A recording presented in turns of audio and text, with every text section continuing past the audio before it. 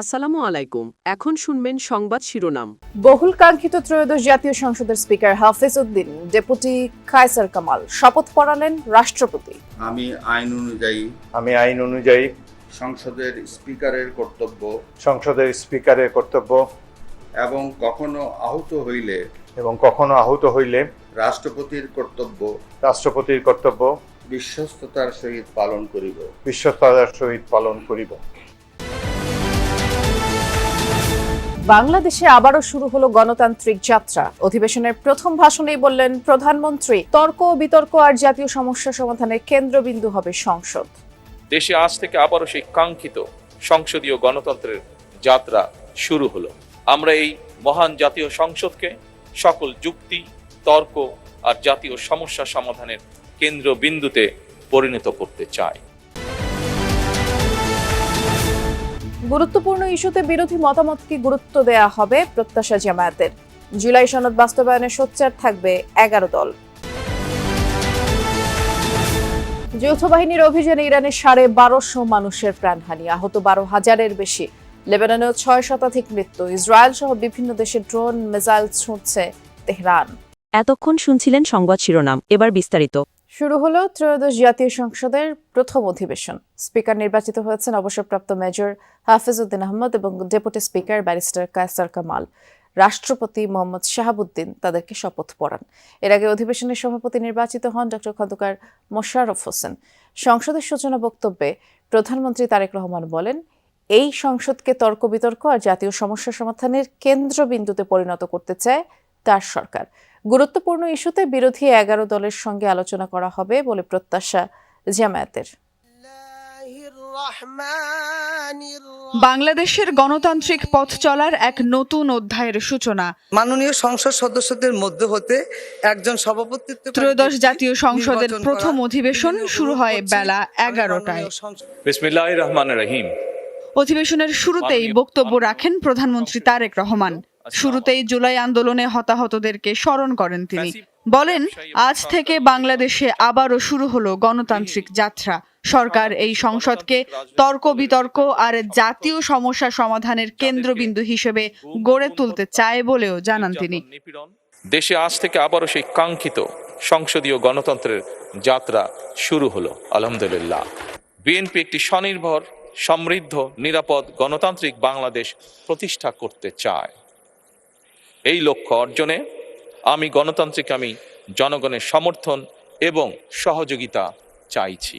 আমরা এই মহান জাতীয় সংসদকে সকল যুক্তি, তর্ক আর জাতীয় সমস্যা সমাধানের কেন্দ্রবিন্দুতে পরিণত করতে চাই।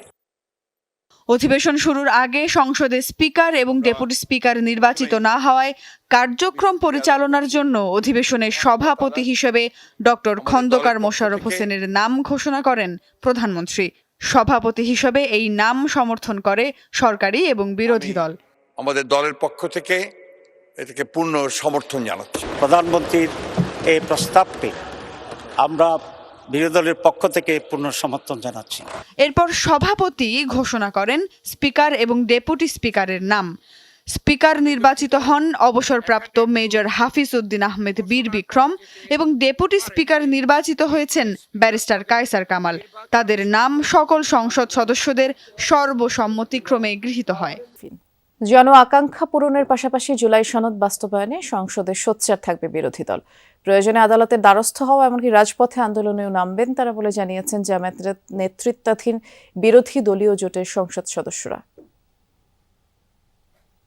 যখন দেখব জনগণের স্বার্থ রক্ষিত হচ্ছে, জুলাইয়ের সনদ নিয়ে টালবাহানা চলছে, তখন আমরা প্রতিবাদ করব। জুলাই সনদ বাস্তবায়নে যেন আমরা ভূমিকা রাখতে পারি এবং সেটার ভিত্তিতে আমাদের যে একটা নতুন মানবিক রাষ্ট্র বিনির্মাণ করার কথা বলা আছে, সেই নতুন মানবিক রাষ্ট্র আমরা বিনির্মাণ করতে ভূমিকা পালন করব। কিলিং প্রসেসটাকে সে সহযোগিতা করেছে জুলাইয়ের, তো সেই জায়গা থেকে তার মোরাল তো কোনো গ্রাউন্ড নাই আজকে জুলাইয়ের মধ্য দিয়ে অর্জিত এই পার্লামেন্টে সে ভাষণ দেওয়ার। আমরা আরেকবার সংসদ ভবন এলাকা থেকে ঘুরে আসবো। আমাদের সহকর্মী আল আমিন হক আমরা তো দেখছিলাম আজকের যেহেতু সংসদের প্রথম অধিবেশন এবং নতুন সংসদ ঘিরে খুব স্বাভাবিকভাবেই বাংলাদেশের যে সকল সাধারণ জনগণ আছে তাদের প্রত্যাশা নিশ্চয়ই অনেক। আপনার তো কথা হচ্ছে অনেকের সাথে, কি বলছেন তারা এবং এই অধিবেশনে যোগদানের আগে নতুন এমপিরা কি কি প্রত্যয় ব্যক্ত করলেন তাও একটু আমাদেরকে জানাবেন। সাধারণ মানুষের কথা আগে বলতে চাই, বিশেষ করে এই সড়ক ধরে যারা হেঁটে যাচ্ছেন, সড়কটি যদিও সকাল থেকেই একেবারে বন্ধ করে রাখা হয়েছিল, তারপর ফুটপাথ ধরে তাও হেঁটে যাচ্ছিলেন সাধারণ মানুষ, একেবারে শ্রমজীবী কিংবা দিন এনে দিন খাওয়া মানুষগুলো হেঁটে যাচ্ছিলেন। সেটি রিক্সা চালক থেকে শুরু করে অন্যান্য শীর্ষ মানুষ বলছেন যে এর আগের সংসদ যেমনটি ছিল নিশ্চয়ই সেই ধারা এই সংসদ চলবে না, একেবারে প্রাণবন্ত একটি সংসদ, অথবা এই সংসদের কাছে সেই চাওয়াটুকুই তাদের যে জুলাই আন্দোলন যে প্রত্যাশা এবং যে স্বপ্ন থেকেই হয়েছিল সেই আন্দোলনের প্রতিফলন এই মহান সংসদে ঘটবে সেটির কথাই বলছিলেন। এবং সাধারণ মানুষ যদিও এখন নেই, আমি দেখছিলাম যে সংসদ ভবনের আমি 6 নম্বর গেটে রয়েছি, অর্থাৎ মণিপুরি পাড়ার যে গেটটি রয়েছে সেই গেট থেকে এই দিক দিয়ে সাধারণ মানুষের চলাচল খুব একটাও নেই।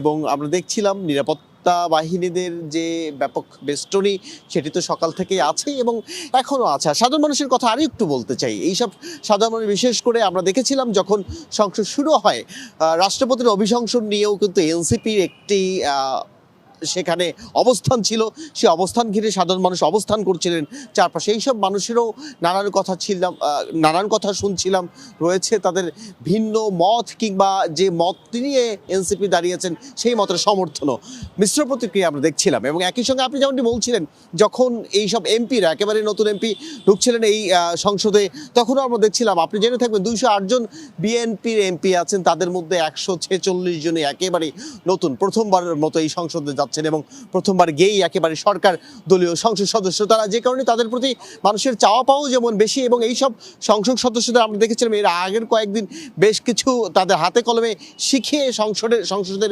বিষয়গুলো জানানো হয়েছিল এবং সেই প্রত্যাশাগুলো তখনও যেমন আমরা জানিয়েছিলাম, সেই প্রত্যাশার কথা এখনও তারা যখন ঢুকছিলেন সেটি বলছিলেন জনগণের জন্য কাজ করতে চান, জনগণের আশা প্রত্যাশার বিষয়গুলো তারা প্রাধান্য দিয়ে এই সংসদকে আরও কিভাবে প্রাণবন্ত করা যায় সেই কথাগুলো তারা বরাবরই বলেন এবং সেটি এখনও বলছিলেন। আর সাধারণ মানুষের কথা আরও একবার আমি স্মরণ করিয়ে দিতে চাই, এইসব সাধারণ মানুষ একেবারে খেটে খাওয়া মানুষের খুব বেশি চাওয়া না, তাদের কথা হচ্ছে দিন শেষে যখন তারা তেল নুন কিংবা ইরানের চলমান যৌথ অভিযানে 1250 ছাড়ালো প্রাণহানির সংখ্যা, 12,000-এর বেশি মানুষ আহত হয়েছে। এর মাঝে যুক্তরাষ্ট্র ইসরায়েলের অভিযান অব্যাহত, দেশটির সামরিক বাহিনীর বিভিন্ন স্থাপনা লক্ষ্য করে হামলা চালানো হয়, বেশ কয়েকটি আকাশযান বিধ্বস্ত হওয়ার দাবি করেছে মার্কিন সেন্ট্রাল কমান্ড।